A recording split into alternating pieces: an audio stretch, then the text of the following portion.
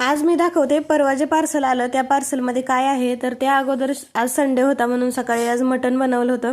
Mister night shift करून येताना मटण घेऊन आले होते आणि त्याच्यासाठी लागणारं सगळं सामान आणि मॅरिनेट करून थोडा वेळ ठेवलं होतं. नंतर मग मटण छान असं कुकरमध्ये शिजवून घेतलं आणि पहिले तर हे जे आळणी पाण्यातलं मटण आहे, मटण सूप, तर ते खाल्लं आम्ही सगळ्यांनी, कारण आम्हाला हे खूप जास्त आवडतं खायला. मला स्पेशली ना हे काळीज खायला खूप आवडतं म्हणून मिस्टरांनी जरा जास्त काळीज आणलं होतं आज.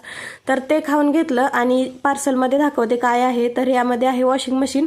तर ही ना इन्स्टॉलेशनसाठी त्यांचा माणूस आला नव्हता म्हणून आम्ही ओपन केलं नव्हतं. तर आमच्या संसारातली ही पहिली वस्तू आहे जी आम्ही स्वतःच्या कष्टावर किंवा स्वतःच्या कमाईवर घेतलेली आहे अशी.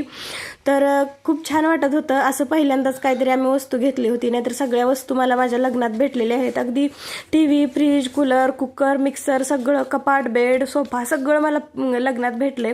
फक्त हे वॉशिंग मशीन आम्ही स्वतः लग्न होऊन 7 वर्ष झालं आणि पहिलीच वस्तू घेतली होती अशी स्वतः कष्टावर, म्हणून खूप जास्त छान वाटत होतं.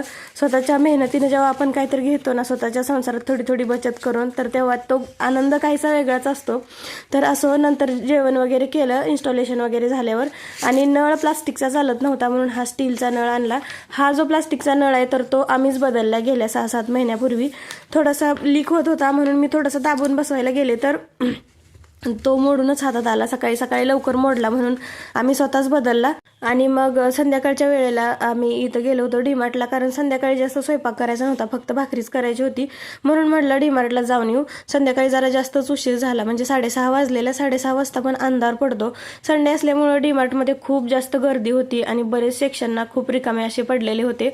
मला तर हळद छोटी पॅकेट भेटली नाही आणि वेलची वगैरे भेटली नाही, असं म्हणजे बरंच रिकामं झालेलं होतं आणि आम्ही जरा लेट गेलो ना. छान छान वस्तू पण आलेले होते. आता संक्रांत येते तर मला असे बाऊल वाट्या घ्यायचे खरं व्हिडिओसाठी, पण आत्ता नाही घेतले.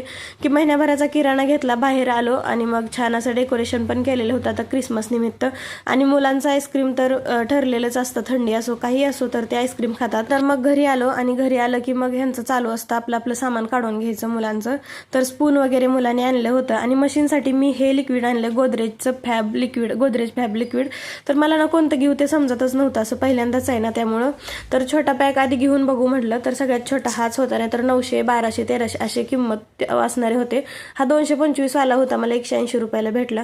नंतर मग मुलांनी पण काय ड्रॉइंगचे छोटे छोटे जे बुक येतात तर ते आणले होते आणि हे रुमाल वगैरे मिस्टरांना आणले होते. आणि नंतर मग काय महिन्याभराचं आपलं सामान असतं ते आणलं होतं तर ते ठेवलं. व्हिडिओ जर आवडला असेल तर लाईक करा. Bye bye.